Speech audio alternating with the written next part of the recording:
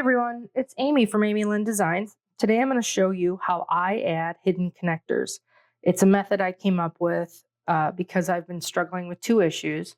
One is after putting it in, getting this edge folded over, I should say three issues, having that stay folded over, and then top stitching it and still having it look really pretty. So this is what I came up with, and I think you're really going to love it. When you do it, you have the option of doing it to add D-rings. You can do it to add the rectangle strap connector rings. For this, it's done on the side for a clutch, and you can do it for totes, so if you were to do it here. So I'm going to show you how to do that. It takes very little supplies. Let's get started.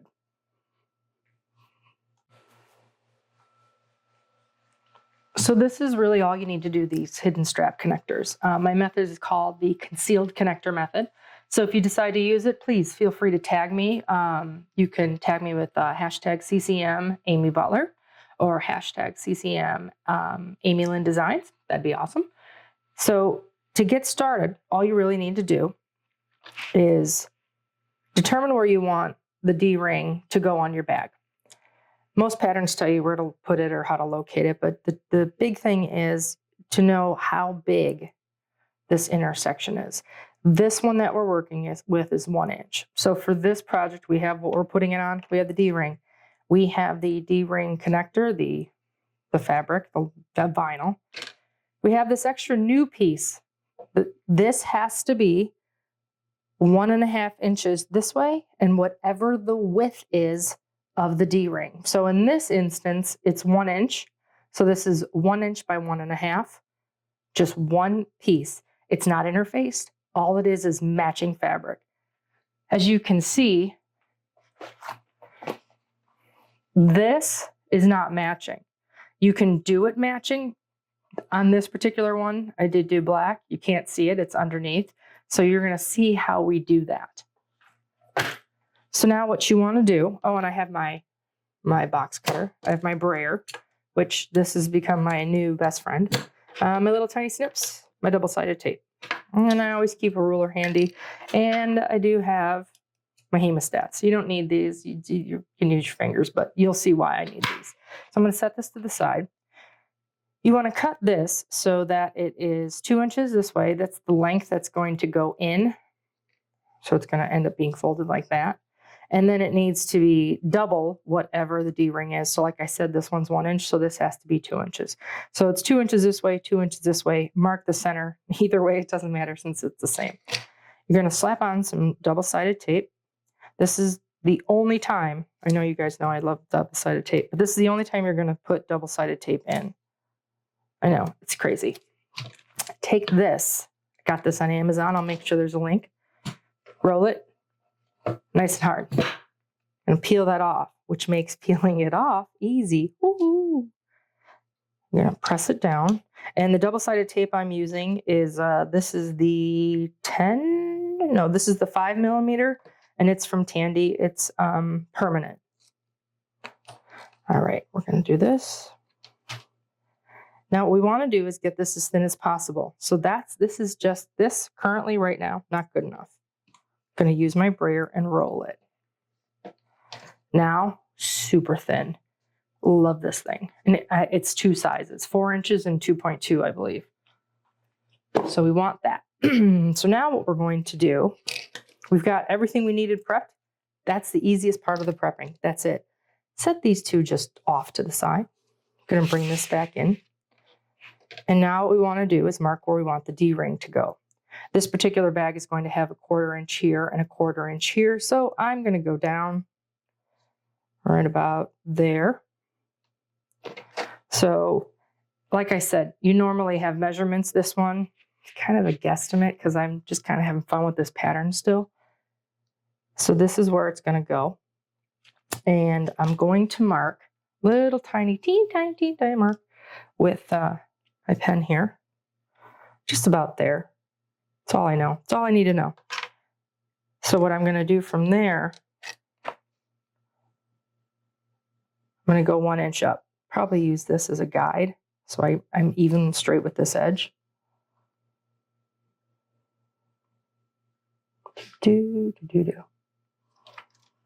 So it's got to be 1 inch. You don't want it to be bigger than 1 inch. That's it.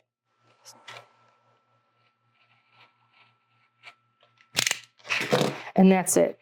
So now we can see that we've created the hole, and we just kind of want to double check and make sure that this is going to go in, because this is 1 inch and it's not going to be all funky and folded. We don't want it curved like a canoe in there. So I'm going to spin this just to get a little bit of a better cut.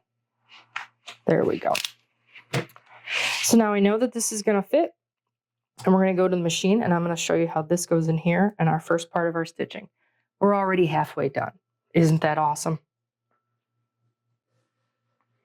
So we have our cut piece, and we have our little one thin piece of vinyl that matches.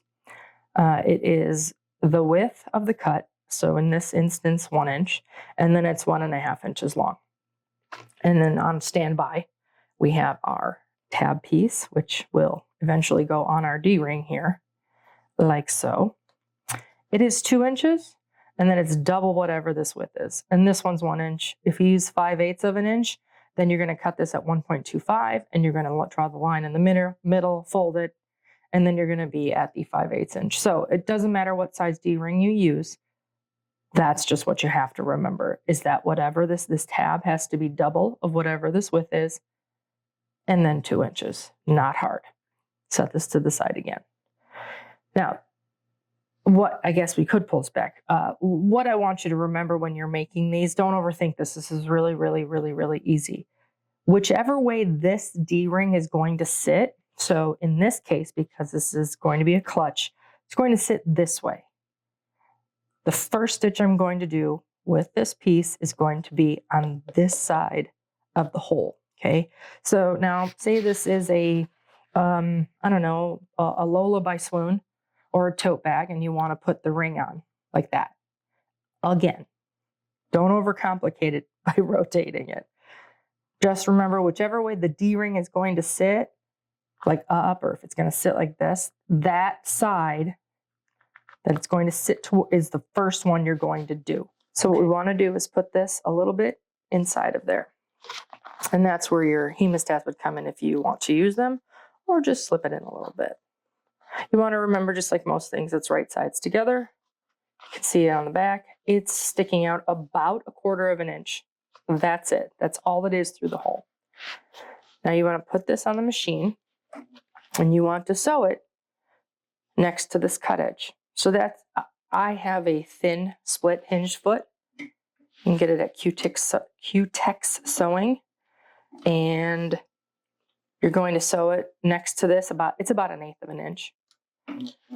You want to start your stitches on the tab and end them on the tab.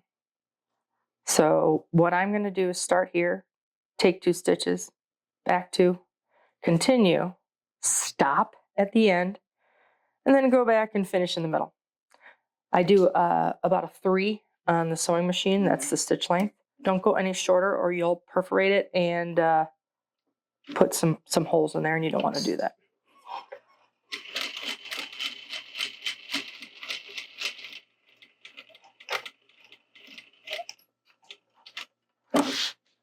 That's it.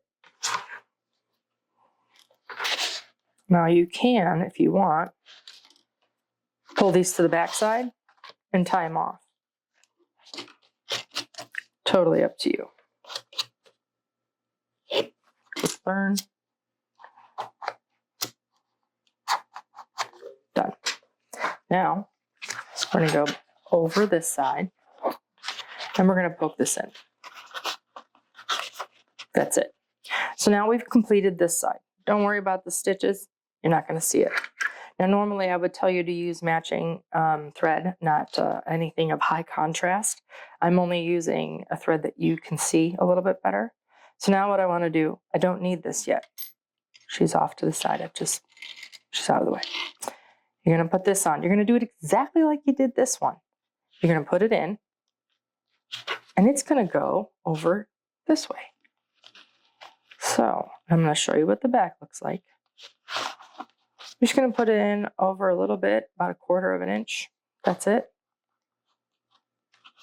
Keep this out of the way to that side. Okay. And now you're going to stitch this again, exactly the same way. You're going to start on the tab, don't go off the tab, and then finish in the middle. And you're going to be about 1/8 of an inch from the cut edge. That's the cut edge. You can tell where you're at.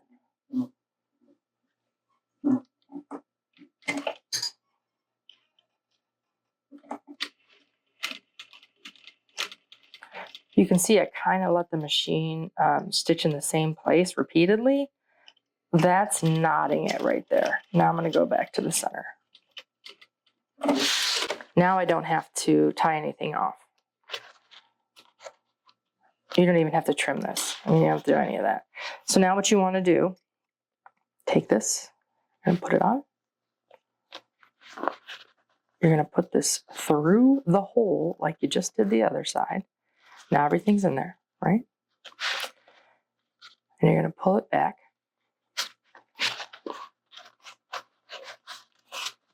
And you're going to determine where your prettiness is. How much of this tab do you want out? Do you want this to be longer out? Do you want it to be shorter out? That's entirely up to you. I don't know if any of you noticed, but I did not at all, like at all, I didn't top stitch this. I think it draws attention to it. And if you want to draw attention to it, fabulous, top stitch it. Otherwise, don't. It's entirely up to you. It's not going to come undone. So now most of us would think, well, wait, so I'm done? That's it? Well, you're almost done, because this is where we would normally do our top stitching here, fold this under, do our top stitching, and you can't get it to stay. You don't have to do that at all. You're done. That's it. So all your stitching is now done. And the beauty of this little piece that we just made, this one little piece, is it's going to get folded over to here with this. Now, there is nothing. This isn't all willy-nilly and it's connected.